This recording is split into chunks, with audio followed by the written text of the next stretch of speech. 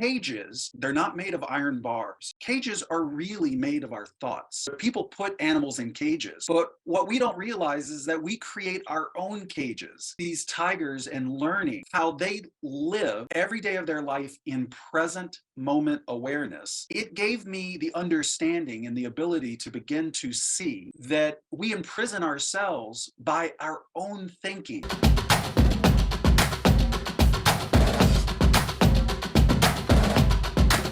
Hi, this is Shubham Tiwari, and I welcome you to this latest Fireside Chat.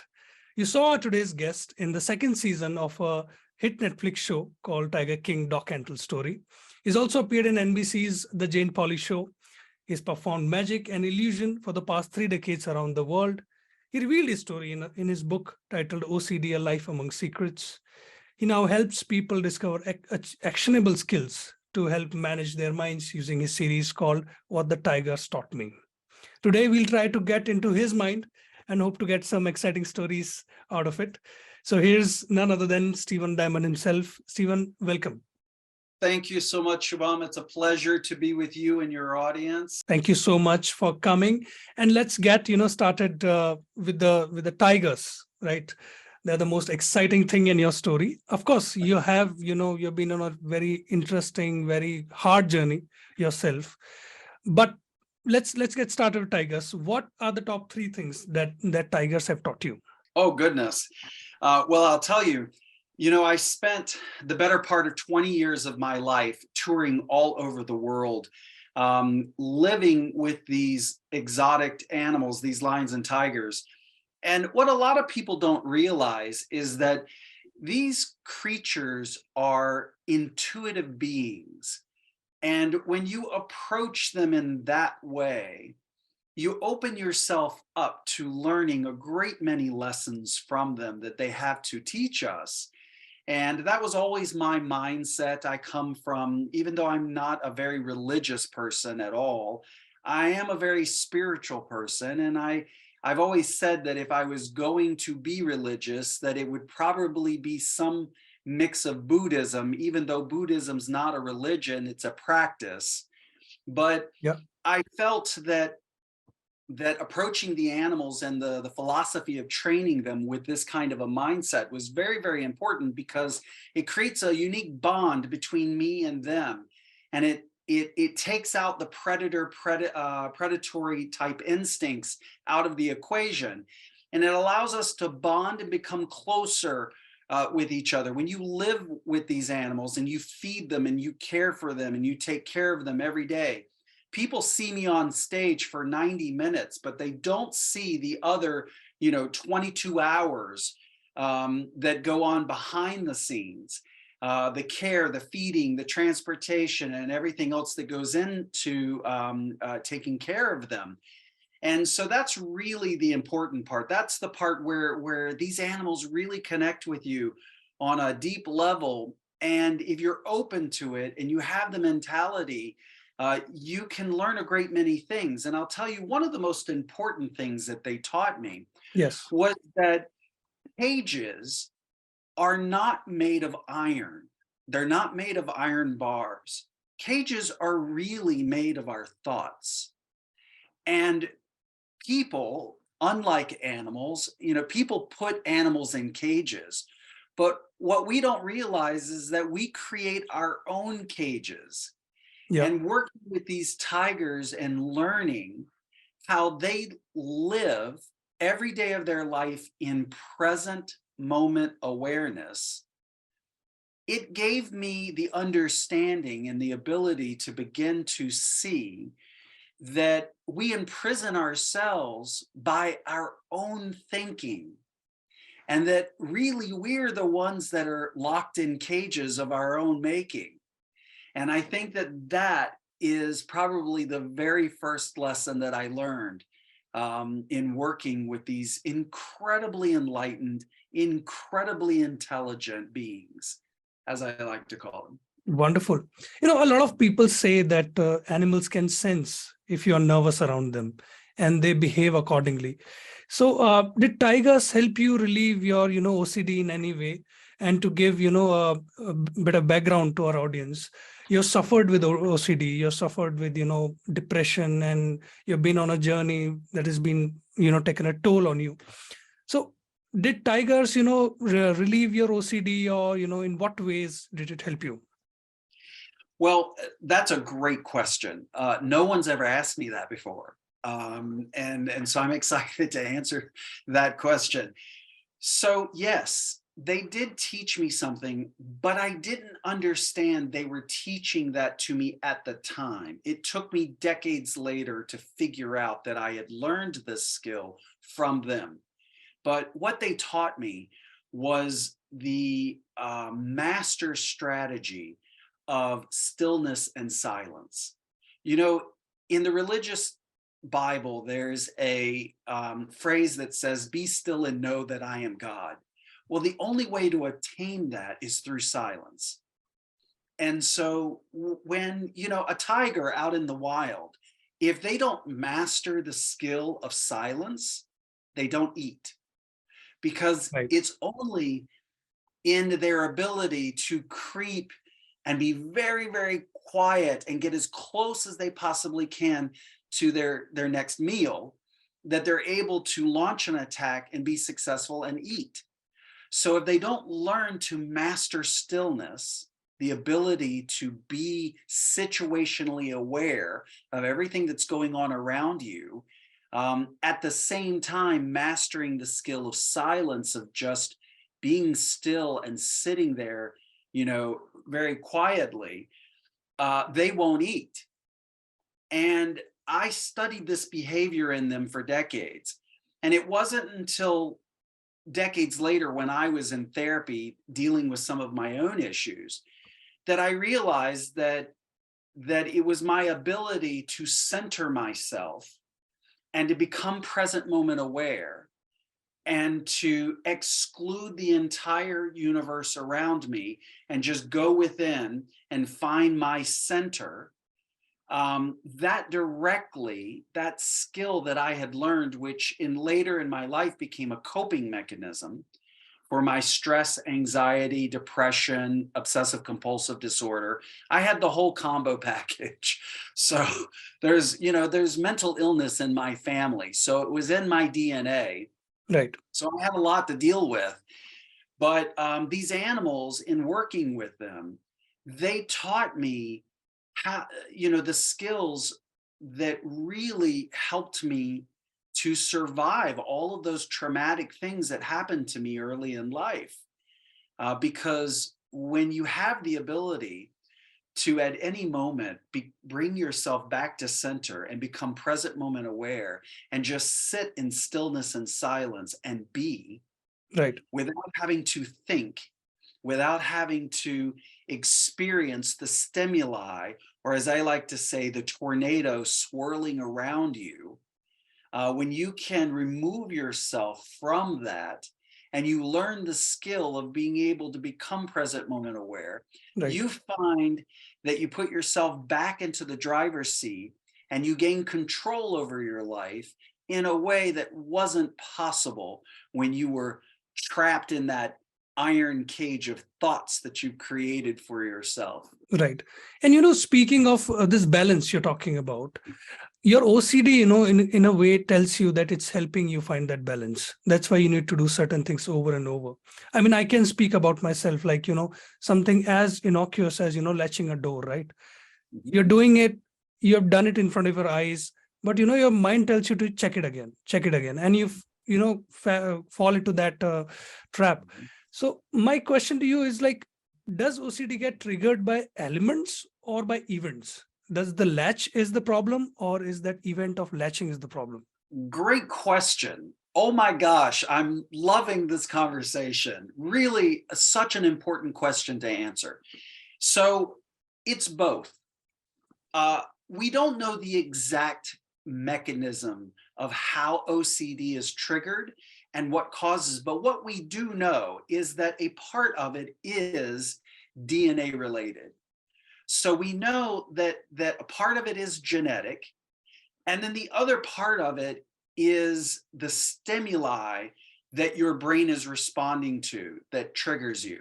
So there's a great spectrum of OCD. So OCD covers a really big, broad range, Okay. and it can be ritualistic OCD, which was a part of my disorder, where that's things like checking, counting, always checking the doorknobs to make sure the door is locked, Yeah, going to check the stove to make sure that the stove is turned off, exactly. those kind of things.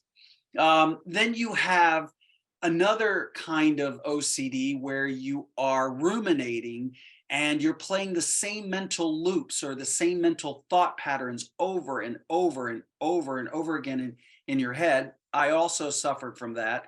And that can be devastating. That's probably one of the worst kinds of OCD that you can have. None of them are fun, believe me, but there's different levels to all of this. So there's a wide spectrum. And I think that what triggers people is part genetic and part individualistic to them. And I would say that it goes back to childhood trauma. We can always trace these kind of things back to trauma or devastating events or things that happened in our younger years that are unprocessed, Right. things that we haven't dealt with that later manifest themselves later in our adult lives that you then have to deal with. I have this saying, I've said this on television many, many times, and I know people are tired of hearing it, but it's so true. And it's that if you don't deal with your issues will deal with you. And Absolutely. the problem is that they get to choose when, where, and how. So if you grab the bull by the horns, so to speak, and learn the coping skills that you need to deal with the issues that you have in your life, it's going to be much easier for you than just avoiding them, not thinking about them, or compartmentalizing them and putting them away so you don't have to deal with them. Because I promise you, one day that box will spring open and those issues will Yeah. spill out and it won't be pretty. And that has also happened to me. Yeah. And Stephen, a lot of, thinkers, a lot of scholars, they talk about the importance of having a routine, right? I'm a big fan of, Ryan Holiday, the writer. Yes. I'm wearing the same jacket because such a big fan. He talks about, the Stoic philosophy having the importance of a routine. But, when you have OCD, your routine can become, your living hell, right? You can get into something that you don't want to every day, at every time, at a particular time. So how can, a person who's suffering with OCD, create his own routine, which he or she can follow? So another great question, my friend. There is a very specific process that you can use to do that. Routines are very important, especially for someone who has OCD. We like routines, and our brain rewards us with a dopamine hit when we succeed at that routine. What happens is when the routine becomes disrupted, that's when our OCD gets triggered. And Okay. that's when we begin to fall into chaos and we start to experience stress and anxiety and depression and all of these other things, begin to compound on top of us, and it just throws us for a loop. And this process can happen on a daily basis. And I have learned over the years, the mental health system in the United States, I don't know about where you are, but here in the United States, the mental health system is completely broken. And they say that when the health system fails you, or when a system fails you, then you create your own system. And that's exactly what I did. And I have an online course called Life Skills Masterclass where I teach people how to get out of these ruts, what worked for me. I'm not a doctor, I don't give medical advice, but what I do is I teach people what worked for me, but more importantly, what didn't work, because I've tried it all. And so when you're in that routine and it becomes disruptive, one of the skills that I teach in my course is what I call gap thinking. And really, I have found that the greatest coping mechanism when you get into that triggered space where you're in a routine, you feel good, everything's going, and then that thing happens, whatever it is, that triggers you and throws you for a loop. I have learned that bringing yourself back to center and then focusing on widening the space in between your thoughts, because it's in that stillness in between your thoughts. The thoughts are irrelevant. They're going to pop in and out of your mind at Right. will. But it's that space, that stillness, that quietness that's in between those thoughts. That is where the power lies. And when you train yourself how to access that space uh, at will, you really become a person who is beginning to operate and function on a higher level. And that's when you begin to learn to manage your states. And when you've learned to manage your state of being as a human being, there's really nothing you can't overcome. There's really nothing that you can't get yourself through. And in all seriousness, that really truly is what saved my life, was just having that skill set. And the funny thing about it is I never knew I had this skill set. um, these were just techniques that I developed to allow my own self to survive the incredible craziness that was going on inside of my head that I just couldn't understand. There were many points in my life where I wanted to kill myself, where I wanted to end my life, because the chaos in my head was just too much to deal with. Yeah. And it was there was no reason, or I couldn't see the reason at the time, to keep going in that condition. So I created all of these little coping mechanisms. Well, it occurred to me one day around 2001, right after the September 11th terrorist attacks, I began noticing that my stress and anxiety was at an all-time high. And I started looking for coping mechanisms that could help me relieve some of these triggers. And that's when I began developing what I now teach in my course. Right. And speaking of surviving this chaotic world, your saving grace has been, magic, the world of magic. You were interested in magic from the very early on, like you're 7. I mean, correct me Yeah, if I'm wrong. that's correct. Yeah, my Yeah. dad took me to an amusement park when I was 7 years old. I saw my first magic show, and life has never been the same. Amazing, amazing. You have toured, I mean, all over the world with your magic shows. So how do you, channelize that energy that, that OCD that's still, that's there in the system? How do you channelize that energy with magic? In what ways it helped you? Well, it's a double-edged sword. Um, Magic really is what saved my life, because as a very young child, I was living in a broken home. I was living in a very toxic environment. My mother was extremely religiously radicalized, and she was almost in a cult, and was living a very different life mentally and emotionally than everyone else around her. And it was a very difficult thing to deal with. She was also very physically abusive with me. She hated me. She didn't want me to exist, and she did everything she could to make my life as difficult as possible. So the magic gave me a focus. It gave me a laser pinpointed focus, something I was interested in, something that captivated me. And what captivated me at the time was that it was a world of my own creation. I could create this world. I Right. could be this magician, this character that I could create. And I could create this world that this magician lived in. And what attracted me to magic as a young kid was the very first time my father taught me a magic trick, and then I went and performed that magic trick at school for my friends the next day. They were so impressed, and their faces would light up, and they were just absolutely in awe of this little simple magic trick that I had performed. And in that moment, it clicked in my brain that I had the ability to create wonder for people to experience. And when I created wonder, everyone was happy and everyone liked me and people loved me and I got attention. And it was everything that I was not getting at home. Wow. And so that became my obsession. Magic became my obsession, and my OCD grabbed it. And I began just literally immersing myself in it to the point of almost drowning.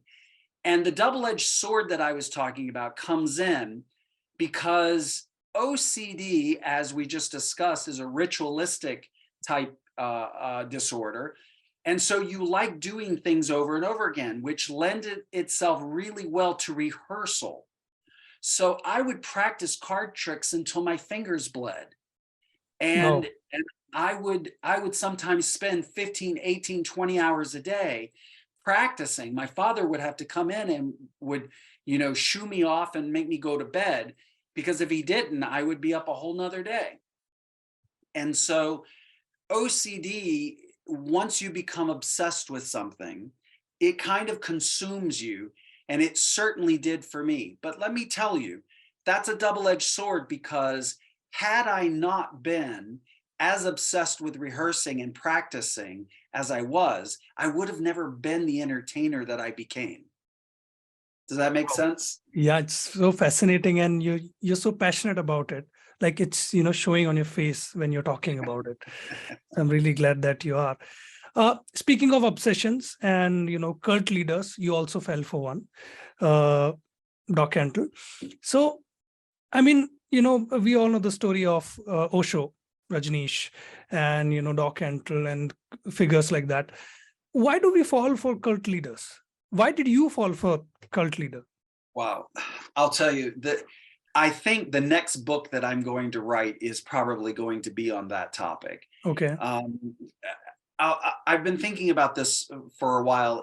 When Tiger King came out on Netflix, I got thousands of messages from people all over the world. And a lot of those messages were from people who had had experiences in some sort of a cult. And so I think, to answer your question, why do we fall for cult leaders? Well, there are two, I think, defining reasons. One is we all have this need to belong. And if you're lost or you don't have a direction and you don't know where you want to go in life, I think you become a very easy target for sophisticated minds who are a little bit more clever than you are, to be able to spot that opportunity and bring you into the fold. The other thing that I want to say is that you never know that you're in a cult when you're in a Yeah, cult. that's the paradox, right? It's the paradox. Yeah. You don't know that you're in. If you were to go to Doc Antle's facility in Myrtle Beach, South Carolina right now, and you were to talk to the employees Yeah, of who course. are working in his place, and you were to say to them, what's it like working and living in a cult? They would completely deny it. I'm not living in a cult. This is not a cult. This is a great facility. We love it here. But let me tell you what happens.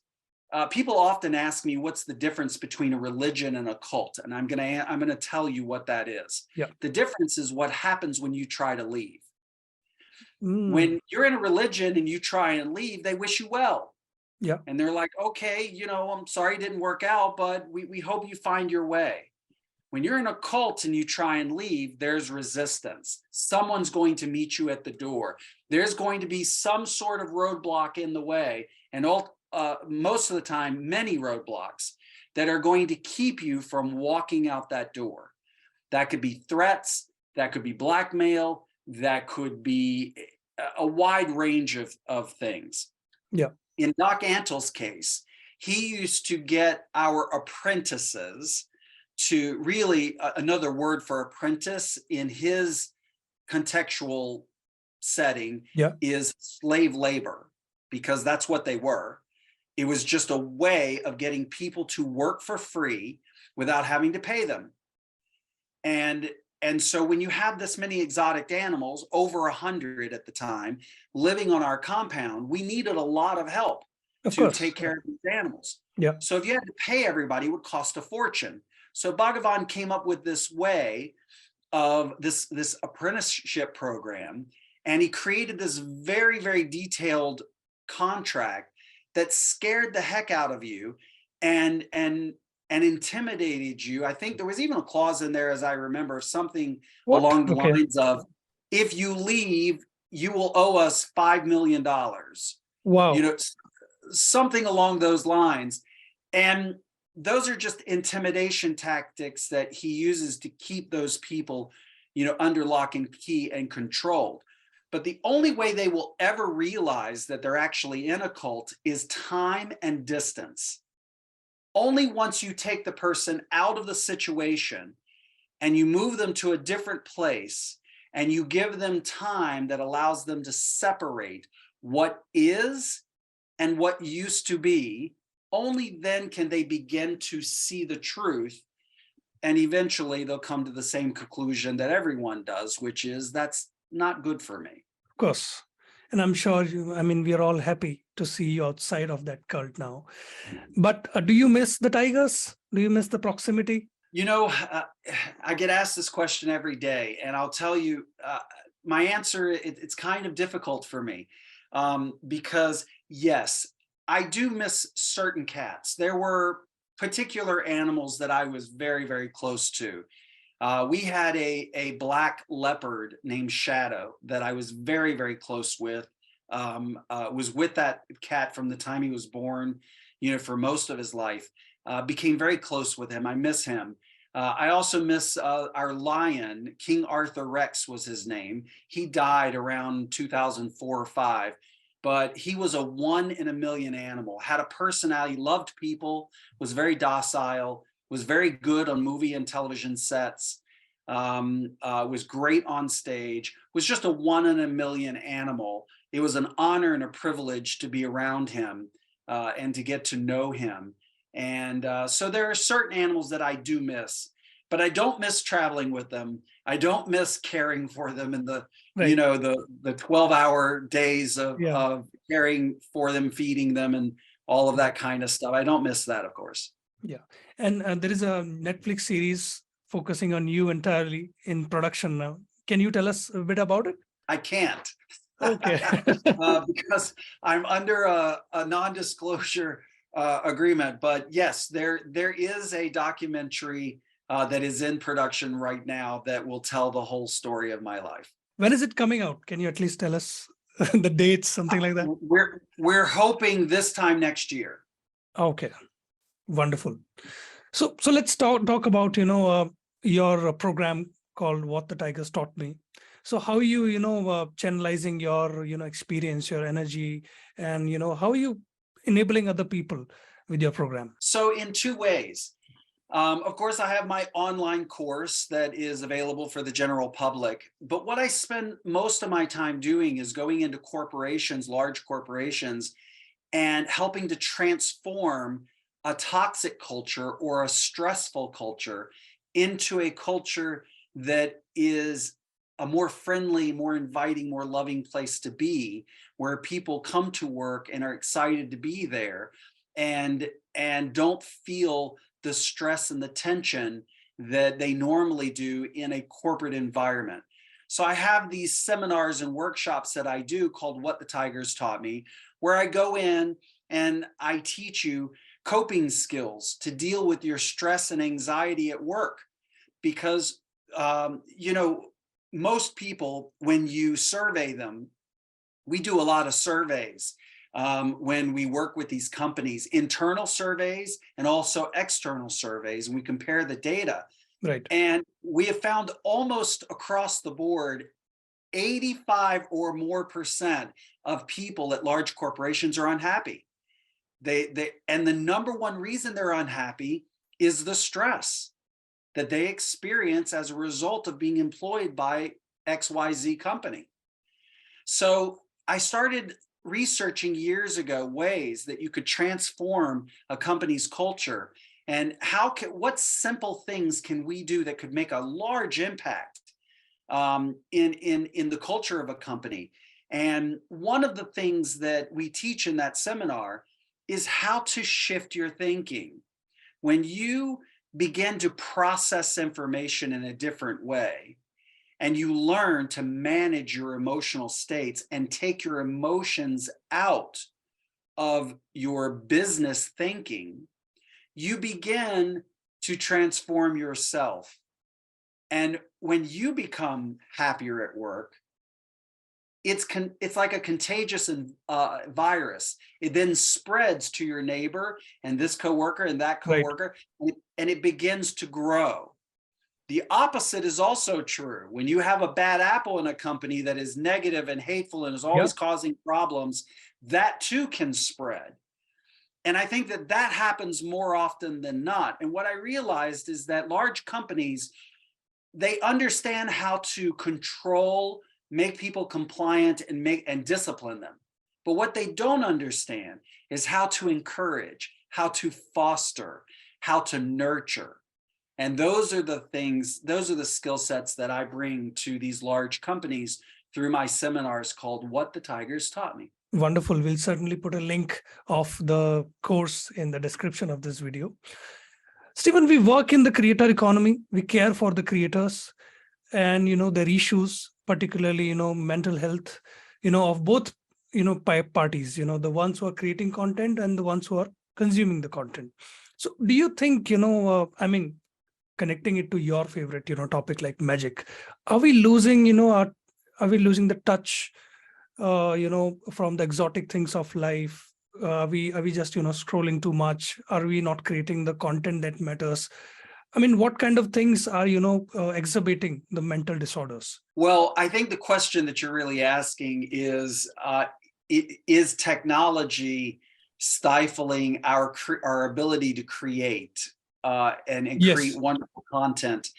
And I just had a long discussion last night at dinner with some friends of mine. We were discussing this topic, and we were talking specifically about the new Chat GPT that's just Oh, come out, the yes. Yeah. OpenAI. And we were discussing about how important that is, and how it's going to revolutionize the world in so many different ways. And we started talking about creativity, and here's my take on it. I believe that we as a collective consciousness and as a collective group of beings, I believe that we're about to go through a very shocking shift. And I think that the shift that's going to happen is going to be the people who embrace this new technology, integrate it into their life and welcome it, and the ones who don't. And I think there's going to be a big gap in between the two. Think Yeah. of it as the Grand Canyon. Everybody's running towards the edge, but only those who are willing to embrace the new technology are going to be able to make the leap to the other side. Everybody else is going to fall into the canyon. And I think that probably 80% of the jobs that are out there currently right now, I think will go away in some form or fashion and be replaced by intelligent automation, robotics, AI computing abilities, quantum computing, which we've only scratched the surface of. Right. So I believe that we're getting ready to go through a shift, which is kind of analogous to the shift we went through after World War I, when we shifted into the industrial age and we began manufacturing and we began all this kind of thing. There was a big shift that happened then. I think that we're about to go through a very similar shift. Here's the one thing that will never change. There will never be a computer, I don't believe, that will ever be able to replicate human emotion. I think we might get close to it. Okay. And I know that there are companies right now that are working on creating robots that can think, act, and exist like a human. Yeah. But I think that human emotion and creativity is an unquantifiable thing. Yeah. It's not something that we can write an if-then code for. Yeah. Does that make sense?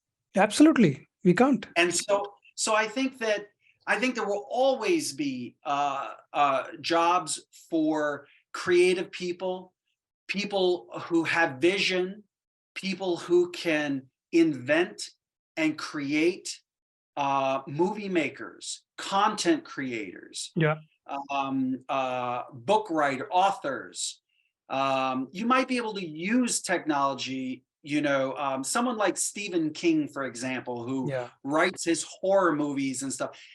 He might, in the future, or maybe even now, might be using AI in some Yeah. way to help craft and hone a story, but it will still be his experience, his intellect, his personal way of viewing things through the world, his perspective, that will shape and color and clarify the work, the ultimate work that he produces. And I just don't think in our lifetimes, or maybe 20 more lifetimes, that we will ever get to the point to where computational um, uh, hardware will be Yeah. able to replicate that. Yeah. Last couple of questions, Stephen. Do you think magic can be an antidote to mental disorders? Whoa. I've never been asked that either. Back in the 80s, David Copperfield, Mm-hmm. who's my neighbor, by the way, lives very Wow. close to me. Okay. David Copperfield had a program called Project Magic. And it was where he trained a large group of physical therapists how to do some simple magic tricks that they could then go teach their patients as a way of helping them regain dexterity in their fingers. Wow. Okay. And it was a very successful program. It was in pretty much every hospital around the world for decades. The project still exists today. I don't hear much about it, but I know that it's still going, and it's been going for over 30 years. I have thought many times about creating a similar type project for the mental health sector. The difference is that, as with physical therapy, you have a physical limitation that you're trying to strengthen or retrain to do something, and magic lends itself very well Right. to that particular cause. I haven't, as of yet, quite honestly, figured out that missing link of how to link the two, and give people a way of using magic as a coping skill for their emotional and mental abilities. It's something I've been thinking about for a very long time, but I just haven't come up with that aha moment that goes, oh yeah, now I know exactly how to do it. We hope you do. I mean, we are in the new year, 2023. So we all hope to do new things. What's next for you? What are you working on currently? Something you'd like to share? Yeah, we are working on a brand new program that is geared towards the younger generation who have grown up in front of video games and phones doing Yeah. this, and have missed out on the life skills that they really need to succeed in this world. We have a couple generations now of young people. We're into a third generation right now that's growing, where all they know is technology. Yeah. And they know nothing about interpersonal relation skills. They know nothing about how to experiences. communicate with people in terms of applying for jobs or even going on dates. They're so shy, and they just don't know what to say or do to the person that they're trying to attract. And so we've identified that there is a huge need for these kind of life skills in a private setting that could be used on any device, where some young person would be able to go and get the answers that they're looking for when they might be too shy to ask a parent, or they don't want to involve someone else in their personal struggles. They want more of a private way of learning that information. So we're right now working with a team of psychologists to develop a very, very comprehensive program that will cover everything from applying for jobs to going on a date and how to win over the person that you want to attract into your life. We wish you all the success with that. And Stephen Diamond, thank you so much for your time. This has been, rather fun. And we can go on for, hours. We can talk a lot about many things. But let us, put an end to this conversation. And any last thoughts, any last words that you'd like to share with our audience? Now's the time. Oh, sure. I've lived my life by a very simple quote that if I don't have any tattoos, but I've always said to people, if I ever got a tattoo, it would probably be this. And the greatest advice, there are two pieces of advice that I love to give. One is take bold action and unseen forces will come to your aid. You don't have to have the whole plan. You only have to have the idea. But the most important part is to take that first step. When you take that first step towards what you want, I assure you the next step will reveal itself. And I've lived my entire life that way, and it's taken me around the world. So that's one piece of advice. And the other day, someone asked me what the secret to making money was. And here's what I told them. If you want to have true financial freedom in your life, you need to learn to create something of value for people to consume. Because if all you do is consume yourself, then you will never, ever do anything other than find yourself working to create someone else's dream. You'll be an employee for the rest of your life. So Yep. True financial freedom only comes when you create value for other people. And that is the best advice that I can give people, having lived on this planet for 54 years. Wonderful, wonderful, Stephen. Would you like to nominate anyone for our show? Oh, I have many guests that I could talk to. I'll send you a little list. Thank you so much, Stephen. Thank you for your time, for sharing your experience pleasure. with us, with our audiences. You've been on a really, really fascinating journey. And we hope to be, we are a little part of your journey now. Absolutely. Absolutely. And please send me this link because I have a really great Facebook group. It's called Life Skills Masterclass Coaching. And it's a Facebook group where I have some really engaged people in there who love to learn all about how to learn coping skills to manage their stress and anxiety. I would love to post a link to this video inside of my group. I will certainly send it to you. And this has been fun. Thank you so much once again. Bye-bye. Bye-bye. And cut. That's it for today's episode, guys. If you really liked it, please subscribe to the 1000 Faces Club and press the bell icon below so that you don't miss any videos from us. Thank you.